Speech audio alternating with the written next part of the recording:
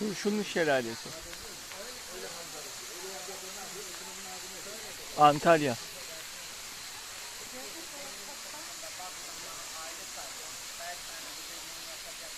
Pardon. Eski kaçırdım ben. Bak geçinen var. Ben kendimden örnek vereyim. Ben aylık falan mesela 12 ile 15 bin